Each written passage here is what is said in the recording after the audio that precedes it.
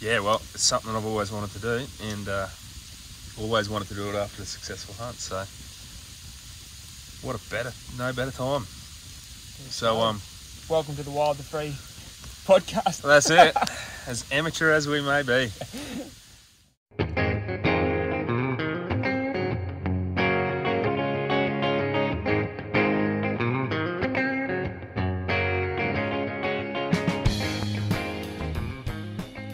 Hey guys, welcome to the Wild the Free podcast. This is something we've been talking about doing for a couple of years now, and it all just came together recently. Hope you enjoy this first episode, and stay tuned if you want to hear more. We'd love to have some of you legends on the show in the future, and just have a chat about anything outdoors related and hear some of your hunting stories. All right, thanks folks. So we've got my best mate Nick with us tonight. All right, mate, how was your day? It was good. It was a freaking good afternoon. It was a very good afternoon. First buck, which is wonderful. It's been a long time coming, really. Had a half opportunity last year, but just didn't get the shot, so couldn't pull the trigger. Mate, I've been trying to get you on a buck for the best part of 2 years, and you keep letting me down. Well, not today. So yeah, no, that was good. And obviously this year, this is really third time. We missed out in the Rado. Yeah, quick trip in March. It's not for not trying, we just didn't have enough time. Yeah, between work and kids and life. But thankfully we got it done end of June. Last weekend in June. So it's definitely the best time to be out here. Yeah. I love wearing thermals. Yeah, it is. I hate having to take them off. But yeah. It's a pretty special part of the world, really. Yeah. So yeah, we are literally in NSW State Forest right now. We just got back from a big pack out. Yeah, it was long. Well, it felt long anyway. It was probably about 30 metres. But it felt real long. There was a few breaks between starting and finishing. It feels longer when you fall over every tree too. Yeah. But anyways, can't help that I got 2 left feet. So we we went out yesterday and racked up some kilometres. I think we did probably 14, 15, 16 kilometres, and did not see a deer. Not really that much sign at all. And then today we were nothing but optimistic, and finally got onto some numbers this morning and had a good feel in the Sarvi. And it all come together. It did, yeah. And that's all you can ask for. It's interesting in that this is the spot where you've got a couple last year, all in a pretty close area, really, very close. I got one just a doe last year. So yeah, all within 500 metres of each other, sort of as the crow flies. But yeah, obviously yesterday trying to explore some new territory, and didn't come off as we'd hoped. There's a little bit of sign there, but it'll be hard to go back there when you can come here, and like you said this morning, came in, as you'll see on the video, if you haven't checked, look at the video. Saw 4 this morning, saw them and then they caught the wind. And then also we saw a young spiker and a young doe together, probably sort of, I guess, yearlings thereabouts. But yeah, they let them go.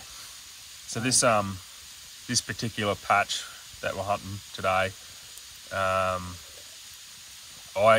named it 2 buck after last year's rut trip when I got 2 bucks in just under 5 minutes with the bow, and as of this afternoon it is now named 4 buck.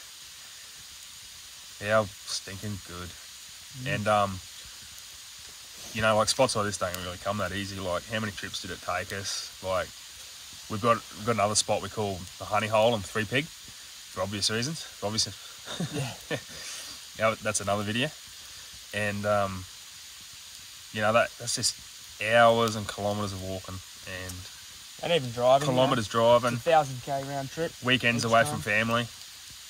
So, which is all part and parcel. Obviously, anyone that's listening is probably already into hunting or getting into it. So it's it's part of the fun. You have to sort of commit that time, especially in state forest. I haven't done a great deal of deer hunting on private access, but it's fairly different in regards to, you can pattern the animals a little bit better if you've got, paddocks, pasture into some vegetation, whereas up here it's just lots of scrub. So they can be a little bit more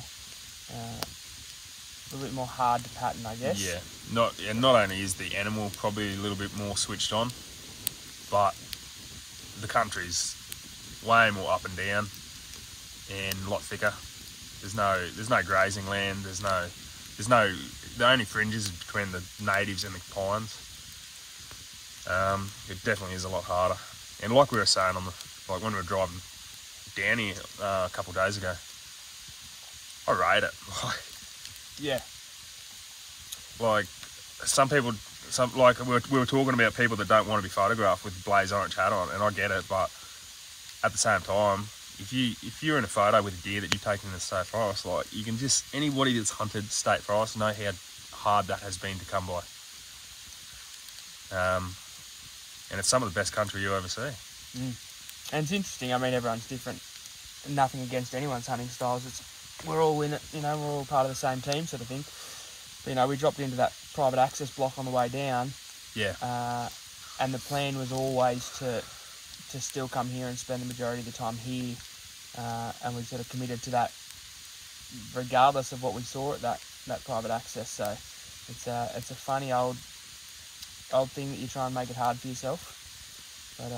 But when it comes off, it's good. It's a good reward. So. Yeah, we're pretty fortunate that we have the public hunting that we have in New South Wales. Oh, yeah, it's amazing.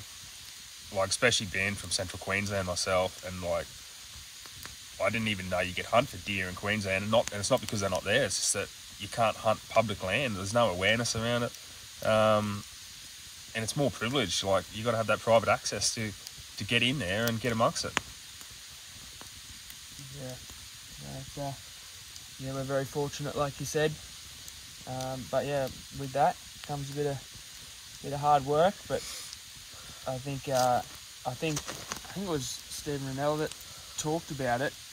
How fun can be rated in sort of different levels. Your roller coasters are fun for an instant, whereas things like this, where you trudge around the mountain for 2 days, get frustrated, and then all of a sudden it comes together, and it's been an amazing sort of weekend. Yeah, definitely. And what are the chances that it came off like it did this Arvie? Yeah, honestly. So it must have been about 4:30 in the Arvie, and Nick and I had split up.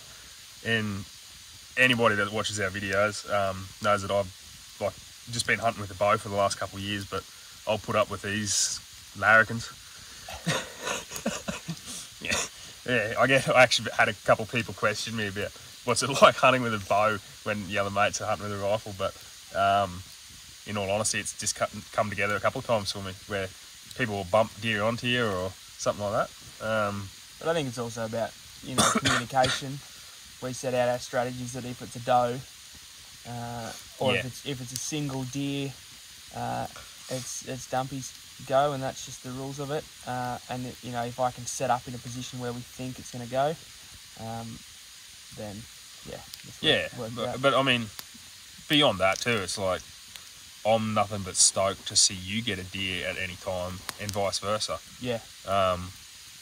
So yeah, we've sort of got like an unspoken rule between us, where if it's a doe and it's within 40 meters, if it's a bow shot, it's a bow shot. Or if it's like we said this morning, there was 3 does and a buck, and I felt like I had Buckley's chance of getting in on those. So I was straight on the UHF to Nick, because no one wants to go home empty-handed. I don't mind where my meat comes from, as long as it comes from state forest. I'm happy. It doesn't have to be by my hand. Yeah, that's all good. But anyway, then the Arvie, everything all just sort of came together, and as it turned out, I got onto a young spiker, and I was just watching him there for a few minutes. You'll see in the video. And then Another nice big buck came up behind him, probably one of the best I've seen in the State Forest. And I don't know, I sort of made a little bit of a move, not realising there was a third one that was already in the mixer. And then, don't know whether I stepped on a twig or something like that, or whether they got a little bit of a wind. And then they sort of chuffed off around the corner in front of Nick. And he took the shot. And I was feeling a little bit frustrated. But we'll preface this with we were in communication, so we knew where each other was. Yeah. Which is It was definitely a game plan. Yeah. Yep. And but thankfully it was advantageous for both of us. Yeah. In regards to we were sort of on the same, I guess, altitude around the spur, and they headed back towards you. So I'd headed down anyway because before you took the shot, I was already putting on a little bit of a stalk, and then a couple of them moved off, and I still had eyes on a really good buck, which probably incidentally turned out to be the one you shot. And I was sort of moving on down to him, and I got within probably, honestly, like 30 metres from him, but there's just no shot. It was really thick, short eucalyptus. And then he sort of just disappeared, and I lost sight of him for a couple of minutes, and then you come in over the comms saying you had the shot. So yeah. I was thinking I had the bow hunter's curse there for a few minutes, and then anyway, and the deer that Nick shot comes around the corner and basically expires about 30 metres from me with another spiker in tow, and seemed pretty reluctant to leave his side, so I took the shot. Which is and something we were talking about, obviously. It's sort of strange behaviour, really, and whether any of the experts out there have an opinion on it. But last year we saw a buck with does in July, whereas you'd assume that they'd be in bachelor mobs already. This year, obviously, end of June, and it's almost like it was sort of defensive behaviour, like rut behaviour, where that spiker was, hanging around. But that's 3 mobs now, midwinter. So that was that one last year, and that was like 6 or 7 does with 1 buck. Yeah. This morning, that was 1 buck with 3 does, and then this afternoon, it was 2 bucks with 2 does. Yeah. Yeah. So strange, and whether it's maybe later ruts or something, but I was almost expecting to come up here and try and get onto a bachelor mob, really. So especially when we initially, sort of first thing this morning, the wind was sort of playing funny buggers today, so it made it a little bit hard. Yeah. It's not unusual here. Yeah, it was swinging back and forth. So we got winded pretty early on, but they were very close. We were sort of checking out what we expected to be an old scrape that we saw a little spiker on in start of April, and it still looked like there was a fair bit of activity on it, tracks and bits and pieces. And then all of a sudden, from 20, 30 metres just below us, just over the little next bank, we heard a group of, or what we assume was deer, bolt out, and we figured that was the same group that we got onto this morning, that small mob, because we tried to get around it, and it essentially, then we did, and then they sort of went around us again, and we ended up crossing paths again. So that's what we assume, potentially it might have been this group that we saw this morning, or but either way, there's there's plenty of deer in this little area. It's been a sensational day, really. Comparing to yesterday. Yeah, 2 days of extremes. Yep. So and interesting that the sign is not as sort of prolific as we would expect. Obviously, in like the honey hole where we head over, often there's heaps more sign, not necessarily more deer, but just heaps more scout, heaps more tracks, and it hasn't been as productive. Whereas here there was obviously a bit more today, and we're getting onto some good sign this afternoon. But yeah, not as much as I was expecting. So I guess it shows that it's not all about heaps of sign. They can still be in the area. So yeah, no, that's it. There's just, like anything, there's a certain portion of luck that comes into it, and as it turns out, we're lucky enough tonight to, as soon as we wrap this up, we'll throw some backstrap on the fire. Yeah, it'll be good. And one thing that that I was definitely cognizant of this afternoon when the wind was, this morning it was swirling around, and then this afternoon it sort of just died off. There wasn't much of a prevailing wind at all, but the way we sort of approached that spur that we were going, we knew that's where we're setting out for, was trying to use sort of the thermals. I'm big on thermals. Whether I actually know what I'm doing or not is yet to be determined, but with lack of wind, knowing that if we can get those thermals, the temperature is really dropping off quite quickly this afternoon, and dropping down the hill, so we get around them and let our scent drop down the valley, so that we weren't coming in over the top of them and them winding us. And really it sort of worked with no wind, and they didn't wind us really at all. So. No. And even that direction I chose to walk this harvey, like, that was just a flip of the coin, really. Like, that's what it comes down to. It's just being in the right place at the right time.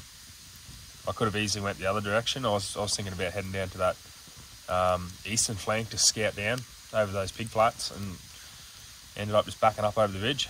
Yep. So which is good. Little lesson from the rookies is hunt. Are we the rookies? We're the rookies. Yeah, that's what I thought. Yep. I assumed you meant so. Yeah. Yep. Yeah. With the wind, have a game plan, but be prepared to change it. Yeah. So that's every hunt, basically. Yeah. Especially in a state forest, like where it is just so undulating, and yep. Like literally this morning, the wind was coming from 180 from where it was supposed to be. And it was switching. Yeah, 100%. So that obviously makes it hard. But I remember, our real sort of the rut, which didn't help us. Definitely day one, we had our game plan, and then stuck to it probably a little bit too. Yeah, I had in mind strongly. where I wanted to hunt. Yep. More about, you know what I mean, rather than being willing to change. I was just like, no, this is where I want to hunt. This is where I feel the deer will be. But when you move in, there's no point going to your destination with the wind on your back. Yeah. Because next minute your dream destination that you feel the deer are going to be there, there's nothing there. Yeah. So definitely hunt the wind. Just keep. It is hard work. No one wants to backtrack, or no one wants to work their way around a ridge where they don't want to be. But that's just what it is. Yeah. Yep. So and it worked well. Obviously this morning, after we bumped that first little mob, we took a heck of a detour. Went completely back, and then down into some really rubbish country right at below them, and then back up to that bench. Yeah. Yep. So. And as it turned out, we probably worked our way right around those deer. Yeah. We probably did a circle right around them. So we probably just wasted our time. But doing the tango together. Anyway, yeah. It's all part and parcel. Yeah. And yeah, by no means. Obviously, this is Dumpy's thing. By no means are we professionals or anything. It's just sort of. It's pretty cool. Obviously, for us with the YouTube videos and that, we can look back at them in 10 years and see, the stupid things we did or the successes we had. And also, if we can accelerate someone else's learning curve by sort of sharing what we've learnt, 100%. which is good, because I remember getting into it. Profty on YouTube, Aussie Bush Harvest. If you haven't watched him, he's awesome and gives lots of great information. Oh. You can just see he's just loving it. It's just priceless information. Yeah, which is what it's all about. It's we're all, like I said before, we're all part of the same team in regards to hunting, whether you're bow hunting, rifle hunting, dogs, going for pigs and whatever. So it's all part of the same community. Come on, mate. We all know bow hunters are like, the cream. The cherry on top. Yeah, right, yeah. Come on, I've been trying to tell Nick for yonks, to like hunt like a man. Oh, tickets over here. Anyways, no, it's good fun. It's good to get out in the mountains. And no, it is awesome. Like, we haven't been doing this long, and we haven't got that many videos. And like you were saying, I more or less wanted to just have something to look back on, and you know, I knew we had something to share on YouTube, but like, it's awesome when you get messages that people that are wanting to get into it or something like that, and they message you and they're like, oh, thanks for your advice, and or do you have any, and they'll message you asking for more advice, and that's awesome, because sometimes you feel like you don't have much to give, but you never know who you can help. So yeah, big time. And it's all those, you know, like everything in life, it's getting a bit philosophical now, but it's those stuff ups that you make that are you definitely learn from them, and also, you know, I think it's good to sort of challenge yourself, and you get the reward out of that. So I think making it easy is good, and it's you know, metrically it's more successful because you get a heap more. So speaking of challenge, mate, the challenges you put yourself through in life, why hunting for you? Getting deep now. Yeah, I don't know. But as long as I've known you, you've been super interested in particularly guns and shooting, and then it's sort of just, I don't know, we didn't really talk about it much for a couple of years. No.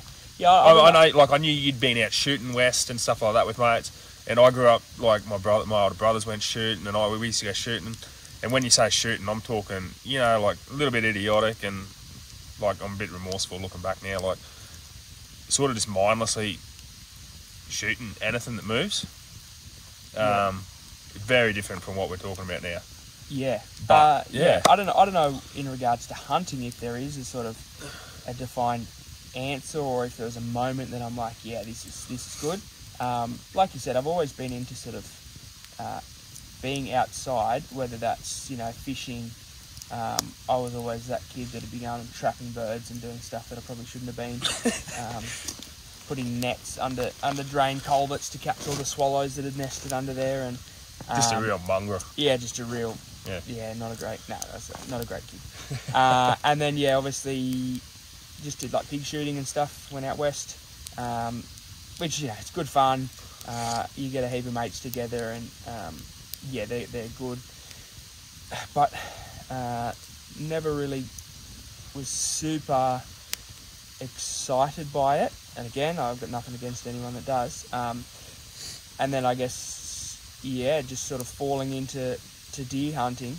And that's where it's sort of taken a whole new level. I mean, Kate sort of... Yeah, well, I mean, that first hunt, you and I literally did our first deer hunt together out at Steve's on that private access. And that was the first for both of us. And that was just something we both fell into mutually, really. Like, we both just started talking about it, and we were like, let's give this a go. And then it must have been just after that first hunt we did together, we were like, let's go get the R licenses. Yeah, just open it up. And just I remember I took a bow. I took a bow on that trip. Yeah, you did, yeah. Never again. I would have had my first buck a heck of a lot longer. That's right, because literally first morning on the ground, Nick sees like this really good rooster stag on this property, and like literally, like this is like the first morning I've ever hunted for deer, and I'm like walking like 2 meters in front of Nick, and like we just walk out onto a clearing, and Nick's like, deer, and I'm like, I turn around, I'm like, oh yeah, you're joking me, mate, like come on, yeah, I know you're pulling your leg, and she was all over. It got sight of us and it took off, and that was that. The only other thing I remember about that morning was I'd had onions the night before, and onions do not come on camping trips, hunting trips with us anymore for that reason. Yeah, I don't even remember that part. I remember that because I was feeling pretty bad. You know what? It may have even... Hunt the wind, yeah. It might not have even been the fact that deer saw us. It might have, like... Smelt, literally. Oh, jeez. So, onions are banned. Yeah. But, so in regards to, is there a sort of a why I hunt, or is there a defined reason? I just love it, eh? It's good. you know, like I said, to challenge yourself, constantly learning, you know, and there's so much stuff that goes into it. Obviously, you buy a heck of a lot of gear and it ends up being expensive. But, you know, for me anyway, I've sort of got into reloading a bit now, just having a bit more fun with it, trying different gear out, spending too much money. So yeah, and it's just a challenge. It's like nothing else I've had. Obviously fishing is quite similar, but you don't. Well, for me anyway, lots of people do, but for me, I don't sort of put myself in those situations where I'll take a weekend and be like, all right, I'm going wherever, you know, and spend a lot of time there. So I guess from that commitment where you allocate that time, take off work, you really appreciate it a little bit more. So yeah, in a roundabout way, that's me. Yeah. What about you, mate? Why do you hunt? Well, my story's a bit different to most, as you know. Like, being, like, I was a good couple of years that I was vegan before I got into hunting. And 100%, it led from one thing to the other. And, that's a story for another time. But, yeah, I believe in, you know, growth as a person.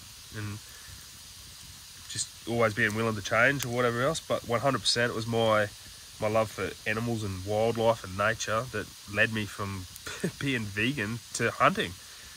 And I've always had an affinity for deer, like there's no doubt about that. Always been interested in hunting. Just didn't realise we had such great access in Australia until I was a little bit older in life. Now I'm trying to play catch up. Yeah, it's definitely it would have been good to get into it 10 years ago before kids and. Yeah, but you might not have kids if you'd got into this 10 years ago. Yeah, you'd be single. You probably wouldn't even meet any women, mate. You'd be out here every weekend. Yep. Yeah. But, and if there are any blokes out there that are single and they're, you know... Getting into it? Yeah. Go hard now, son. You might need to take some time and try other things, eh? Because family life's pretty good too. Yep. Yeah, no, I thought I'd better throw that in there in case the wife ever listens to this. No, anyways. Yeah. But I mean, I'm looking forward to bringing my kids out here one day. It'd be good. But to go back to like why you hunt, to sum it up, I reckon, is when you take your first, and I did, look, when I took my first, as it turned out, first 2 deer in one afternoon, it was, you know, pretty emotional, and I felt everything. In that moment, I was 100% happy to never hunt again until I ate that meat. And you can't explain the feeling of when you eat something that you've taken. And you know, like even Reef, my young son, his first meat was like from a buck that I killed. So that's just priceless, and I think that's life experience. You can't buy that. I mean, you can in like a lot of hunting equipment and fuel. We sure paid for it. Yeah, but yeah, no, you can't. Life's just all about experiences, I think. Yep. Definitely. You don't remember what you spent on hunting equipment when you die, but you remember being out here, and you don't remember anything when you're dead. That's true. So that's true. But anyways, yeah. No, it's good. It's good fun.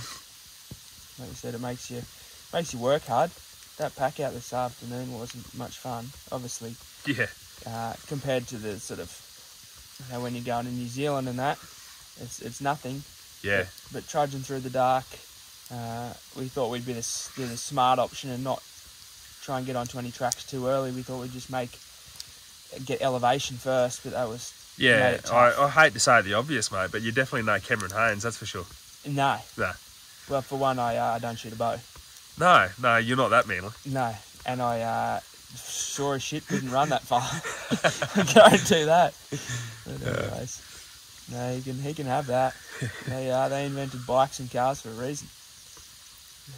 Yeah, and yet then he cops nothing but criticism for like becoming such a weapon at what he does.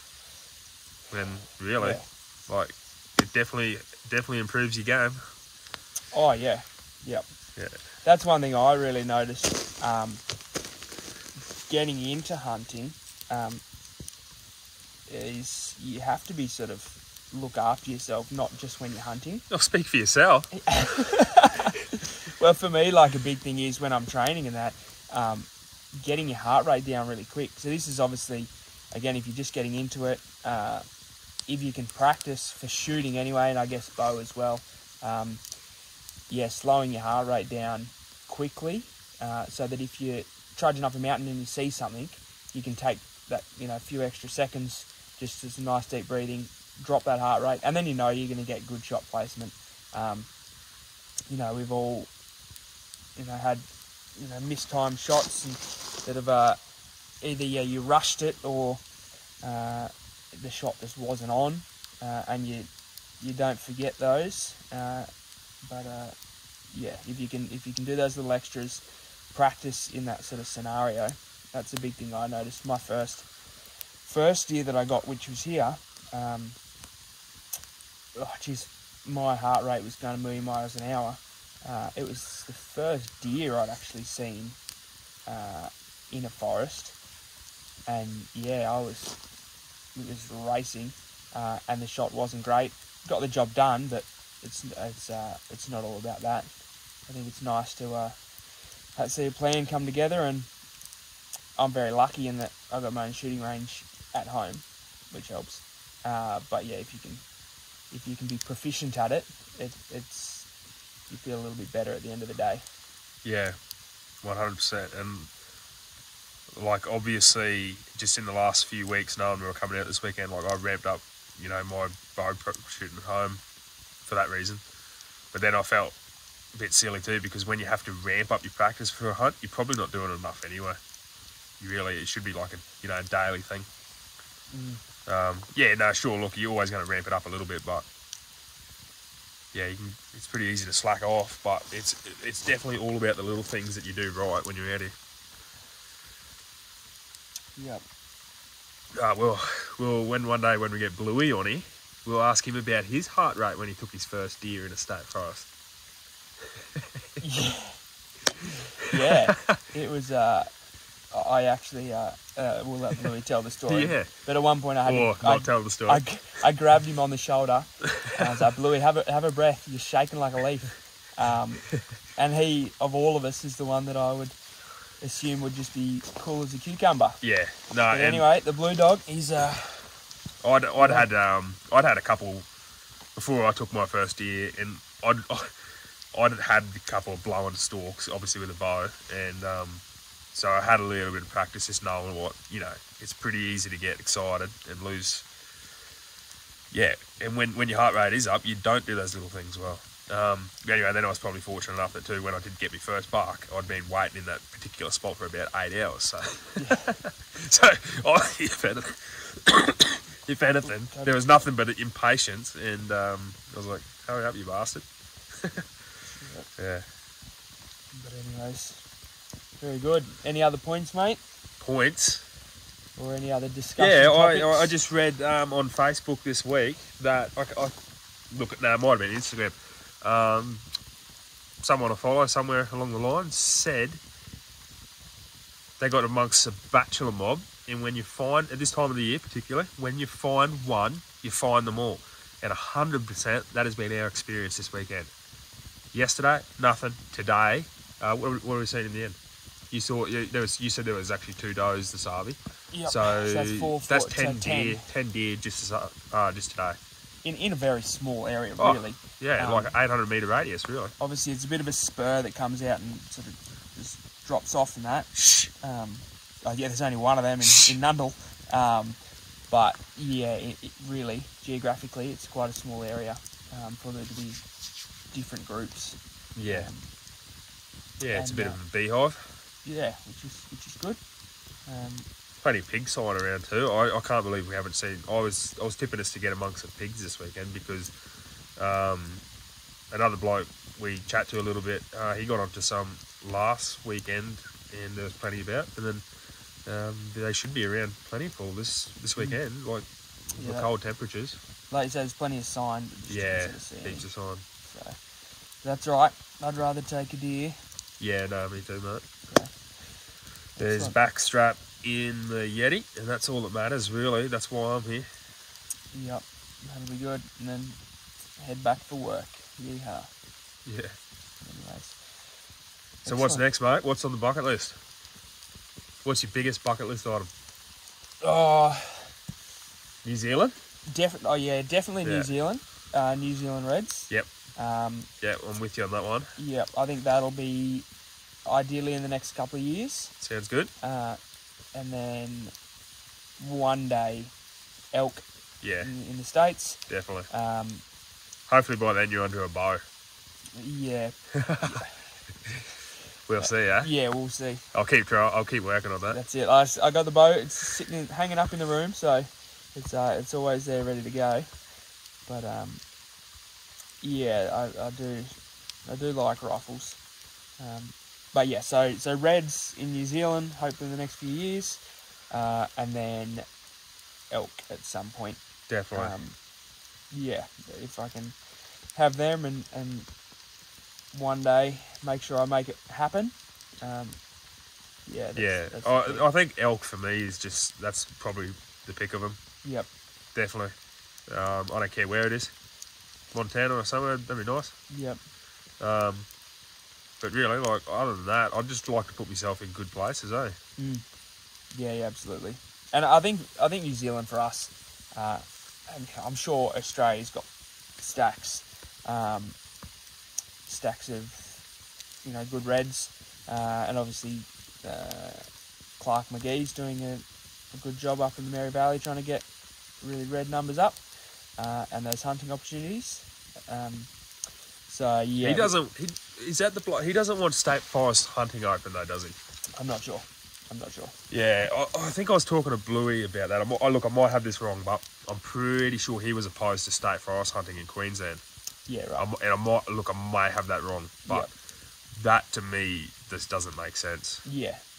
I mean, taxpayers just pay so much for aerial colouring and everything like that. It just doesn't make any sense. Queensland is just got so many beautiful pine plantations. Just so much access. Yep. And I understand there's safety concerns, all that, but I think if you look at the model that New South Wales DPI's done over the job they've done over the years and the money that it brings in towards conservation and everything like that, how can you go wrong? Yeah, it's huge. And here we are, like on public land, like that everyone belongs to everyone. So yeah, but can't take it for granted. No, that's it. It's we're pretty lucky. So yeah, it's a matter of enjoying it and making the most of it, really. So we'll hopefully be here for years to come. Oh like yeah, you said, like if we can bring our young, we both got young blokes. If we can bring them here and even the girls, if they want to come, more than happy with that. But yeah, just the opportunities that they've got will be good, and then they learn to appreciate their food and understand where it comes from, and I think that's pretty important and pretty special to be able to have that connection with your food and provide that to your family. Yeah, and that's it. Anyone that hunts knows the misconception based on hunting, the public image, and it just couldn't be further from what it actually is about. So, what do you think of that? On that note, wrap it ready up for some backstrap? Yep, yes. Absolutely. Thanks for listening. Awesome. Till next time. The Wild and the Free. And, how good. Show us your head, Nick. Show us your head, mate. Not that head. I don't want to see that ugly mug. Now closer. Oh, look at that. Oh, that almost looks like demonic. yeah. Is that how you say it? Demonic? Demonic, yeah. I thought it might. Yeah. It's a bit. Was over the fire. Yeah.